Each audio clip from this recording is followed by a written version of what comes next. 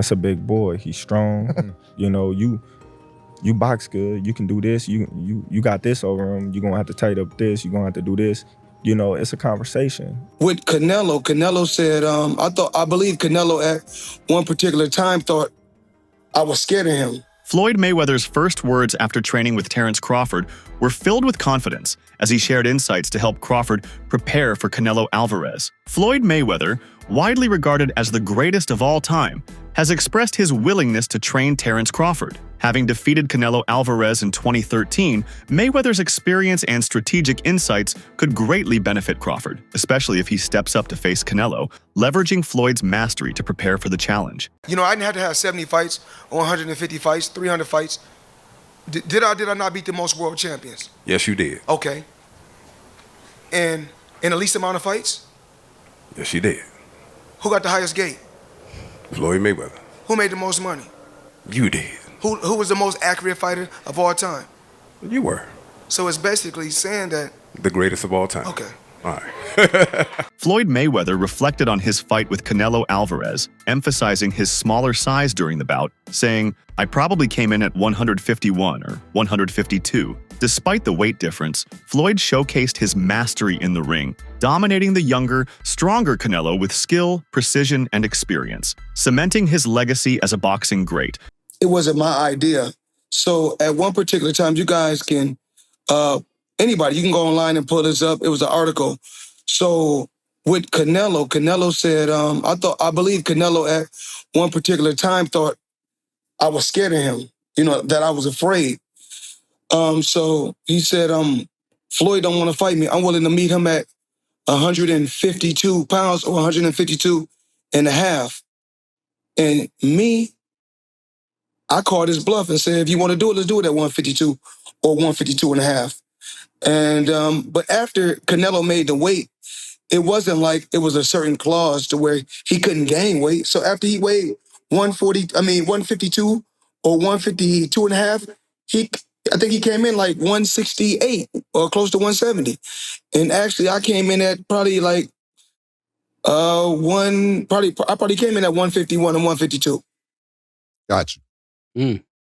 But Roy Jones is one hell of a fighter. You know, I can't get on here and hate on his skills and knock his skills. He's been through a lot in the sport of boxing, and he's done a lot for the sport of boxing. And I'm absolutely proud of Roy Jones. Floyd Mayweather has recently shared his perspectives on a potential matchup between Terence Crawford and Canelo Alvarez. He has expressed caution regarding this bout, suggesting that Crawford should carefully consider the challenges posed by moving up in weight to face Alvarez. Mayweather's insights are informed by his own experience, having defeated Alvarez in 2013. He emphasizes the importance of strategic planning and thorough preparation for such a significant fight. Terence Crawford jumping up from 154 to 168 and beating this quote-unquote version of Canelo Alvarez would diminish the accomplishment that Floyd Mayweather accomplished beating his version of Canelo Alvarez. Is it two different versions of Canelo Alvarez? And obviously, Canelo Alvarez is 62 wins, 2 losses, 2 draws, 39 big wins by way of knockout. He's a first ballot Hall of Famer. He is obviously bigger. When Floyd fought him, it was at 152 catch weight, but it had no rehydration clause. So you might as well just say it was at 154. Now, two things they have in common is that Floyd Mayweather was 36, 37 years of age. Terence Crawford is 37 years of age, going on 38. So he'll be 38 when he fights Canelo Alvarez. Floyd had already had 2 fights at 154. He had the fight with Miguel Cotto, and he had the fight with Oscar De La Hoya.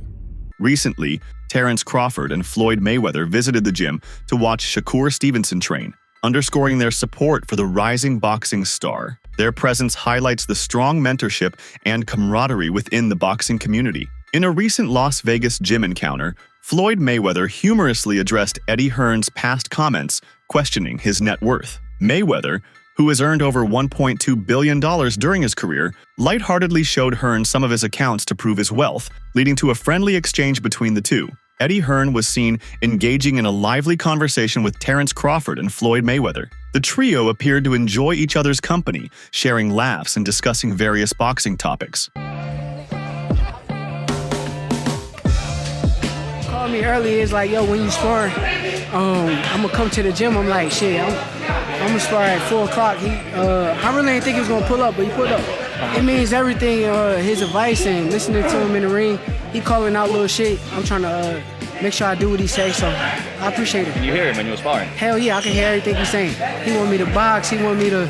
I can hear him, but sometimes it's like, it's hard to listen sometimes, but I gotta listen a little bit more. A hell of a blessing to have Bud, Floyd, all these guys backing me, and I appreciate them. I'm just trying to keep pushing and keep getting better and better.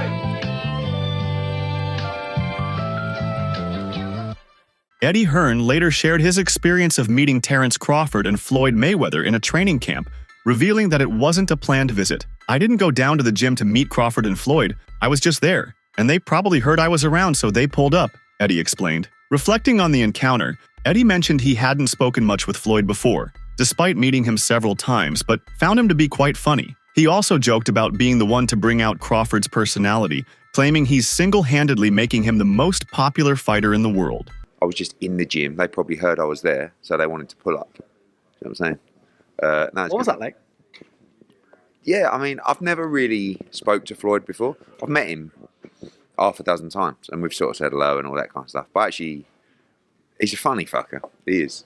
And I'm single-handedly making Terence Crawford the most popular fighter in the world, because I am the only one that's ever brought out his personality. True or false? Like, and Terence is one of the top guys in the sport. But even if he wasn't, you'd still say that because your business mind now is working and you're going, oh, I wouldn't say top. I might say top, but he's unbelievably humble. Let me give you an example. Terence Crawford is with Steve Nelson's team, okay? They are staying at a hotel, part of the Cosmopolitan Group, across the street, all right? Nice hotel. Oh, my hotel, actually. Yeah, okay. Nice, right, but, you know, there are many more fancy hotels in Las Vegas, okay? He has a standard room there, and we said to him, listen, do you want us to get you he could go into any hotel in Vegas and get a palatial suite. And he said, no, I want to stay with Steve for the week in a standard room. Now, to some people, they might go, oh, big deal. You know what people are like. I don't know many people that would actually do that. Floyd definitely wouldn't do that. But Terence is probably one of the most humble fighters in his position of the sport. And do you know what I love about being in environments like that last night? The love for the sport. Like, Terence is watching Shakur sparred. Shakur sparred 14 rounds. 14 4-minute rounds with 30-second breaks. And Terence and Floyd watched the entire spar. They then went to another ring and watched another, I think it's Ray Ford, and watched another spar.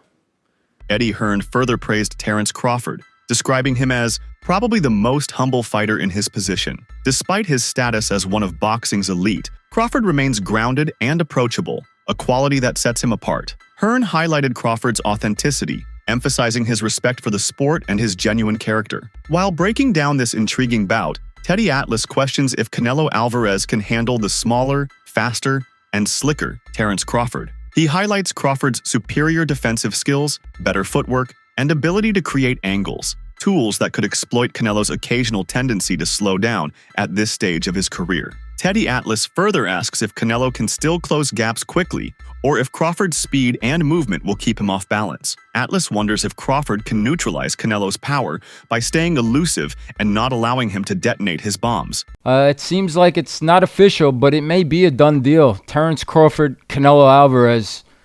Early thoughts? What do you think? Yeah, look, the first thought is, can he handle the weight jump? Can he handle the weight jump? He being Crawford against Matvedorf, people are going to say, "Oh, he had some hiccups." Who don't have hiccups? When you eat something that's a little difficult to eat, and Matvedorf was a little difficult to eat. He's not easy to digest. He's a good fighter. When you eat something that's a little tough to digest, you get hiccups, right? So come on, he's human. So he had a few hiccups. He won the fight. He's Terence Crawford. A lot of people say, "Oh, Teddy, you make him so good. You're always saying how great Crawford is." But who's he beating? He unified the. What was his first division? Lightweight. Then he unified the junior. Then he unified the junior welter. Then he unified the welter. I think I got the weight classes right. It doesn't matter. He unified like 3 different weight classes. He moved up in weight. He's beaten anybody that they put in front of him. He beat an undefeated fighter in Errol Spence that everybody thought was just like, one of the best fighters out there, which he was. He was one of the top fighters pound for pound out there, and he didn't just beat him. He dismantled him. He might have ruined him. We were talking about getting ruined in fights earlier. He might have ruined him. We don't know. He hasn't been back yet, Spence. He may have psychologically, physically ruined him. But he has done everything asked of him, and he's done it in a superb way. It's not that he's just won. I look at how people win. How versatile are they? How mentally together are they? What happens when they're tested? What happens when they have to make an adjustment?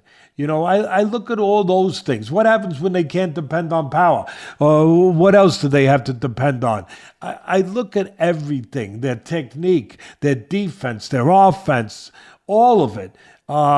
And I look at Crawford as one of those special guys. I don't care if you guys are tired of me saying it. I look at him. Look, Canelo's special too. I get it. And he's bigger. I get that too. Bomac shared his thoughts on Canelo Alvarez's comments about Terence Crawford, noting that Canelo seemed to downplay Crawford's achievements, perhaps to set the stage for a potential fight. Bomac highlighted Crawford's response to critics who claim he hasn't faced top opponents, pointing out that those fighters were notable until Crawford dismantled them. This reflects Crawford's dominance, making top-tier opponents appear average. Bomac emphasized that Crawford seeks no excuses or stipulations, such as a rehydration clause, because he wants to prove he's the best without limitations. Crawford's willingness to face challenges head-on underscores his confidence and pound-for-pound greatness. Yeah. Shakur is, and he's taking on all smoke. Look, it'd be remiss of me not to talk about the pound-for-pound #1 in the world, Terence Crawford. Always making headlines these days. He's cemented his legacy. I think certified Hall of Famer whenever he wraps it up. Stepped up in weight, won another world title last time out. Now they're talking about this fight with Canelo Alvarez. It was interesting to see the comments from Canelo on how he sort of assessed Bud Crawford's career. I almost feel after the Spence fight that was like an exclamation point on everything he's done, maybe from the critics who never gave him credit, but it almost seems like Canelo was downplaying his achievements. What do you make of that? Is that to build a fight? Because it sells itself. Well, I'm gonna tell you like this. I think Crawford rebuttal was everybody always say he hasn't fought nobody, or everybody that he fought was a no name. But I'm gonna tell you like this: what Crawford said, well, they was something until Crawford fought him. So obviously he's doing a great job because he's making everybody look normal. Not everyone, like when they go against Canelo, I don't think there's anyone else in boxing who you would ask and say this is a possible task for. But for Crawford, because of his pound-for-pound abilities, and apparently no rehydration clause. Am I hearing that right? He wants full smoke at that weight. Let's go, man. That's what Crawford wants. He wants to show the world that he's the best. So, hey, why put stipulations in there when you know that you can be the best? So let's go test ourselves. Look, I appreciate you taking this time. We don't get to speak all the time, so it's good to get you over here. And maybe we catch up later in fight week, but I appreciate you. Thank you. All right. Dan Raphael discussed the long-awaited fight between Canelo Alvarez and Terence Crawford, noting that it had been a topic of conversation among fans and analysts for quite some time. He credited promoter Eddie Hearn for making the fight happen, Raphael also mentioned that Canelo expressed a desire for this showdown, though he felt there was a slight downturn in Canelo's attitude towards it. Canelo, known for his business-savvy mindset, is also seeking a big financial reward from the bout. Raphael's analysis underscores both the excitement and the financial motivations surrounding the highly anticipated clash. Canelo Alvarez doesn't have many middleweight opponents who can capture the same level of public attention as Terence Crawford. Crawford's unique skills, reputation, and allure make this fight incredibly intriguing. In the May, I've read somewhere that Canelo has shortlisted Crawford for the May fight, his fight in May. Dan, what's happening? Yeah, listen, I think it's just a fluid situation. I don't think there's anything definitive one way or the other at this point. I mean, it's not a secret that that's a fight that's been discussed by a lot of us and by a lot of people in the sport for quite a while. Certainly, it's a fight that Turki Al-Sheikh from Saudi Arabia has shown a lot of interest in. And of course, if it's going to get made, someone's going to have to put up a lot of guaranteed money. And he's probably the person that's going to do it. He's obviously been working closely with Terence Crawford. He was involved with Terence Crawford's last fight that took place in August when he fought Israel Madrimov. It's obviously a fight that Terence Crawford has been very vocal about wanting. Now, Canelo hasn't ever said he wanted the fight, kind of downplayed it to a certain degree. But it wasn't that long ago. I don't know, maybe a couple of months ago, he was doing an appearance and he was asked about it and he didn't close the door on it. In the past, he sort of like closed the door on it and was like, I'm not interested. He's like, listen, I'll talk to anybody and listen to what they have to say about the deal, any kind of deal. So in my mind, that sort of at least cracked open the door to have the conversation. Like he wasn't just saying, forget it, in terms of working with Turkey or anybody else. So I think that Canelo is a smart person in terms of his boxing, but also in terms of his business. And when he looks around at the landscape and he wants to make a huge amount of money, like all top fighters or any fighter for that matter, and he looks and sees, who can I fight where I can make the biggest score, in a big-time fight. Steve Nelson explained that fans believe Terence Crawford should fight a true 168 pounder like David Benavidez to solidify his legacy, but the suggestion doesn't make sense strategically. Nelson emphasized that Crawford is motivated by legacy and financial gain. He labeled the idea of Crawford fighting certain opponents as an advanced cherry pick, suggesting that while it may seem like a bold move, it strategically avoids risk by targeting fights that could favor Crawford in terms of size, style, or public perception. This reflects debates over balancing meaningful matchups with career-defining financial and legacy opportunities. Steve Nelson just said, and I'm paraphrasing because you guys heard it, link will be in the description, he just told you out his own mouth, he's like, fans are saying that Crawford should fight David Benavidez or a true 168-pounder. Doesn't make sense. Bud is after legacy, and then he said, and money. So this proves why I don't want to see this particular fight like some of y'all. He just told you. So this is what I call an advanced cherry pick. Now, I know some people, you're going to start crying. The reason I say advanced, now, it's not an advanced, it's not a cherry pick in the normal sense of like, because this would be an accomplishment if Bud can defeat somebody at a higher weight class without acclimating, right? So it's not the traditional cherry pick, but it is still an advanced, or this is what I'm calling it, an advanced cherry pick, because his own teammate and friend, Steve Nelson, is telling you there's no reason for Bud to fight a true 168-pounder. He started off by saying Canelo Alvarez started off smaller, like a welterweight earlier in his career at 54, and then made his way up to 68.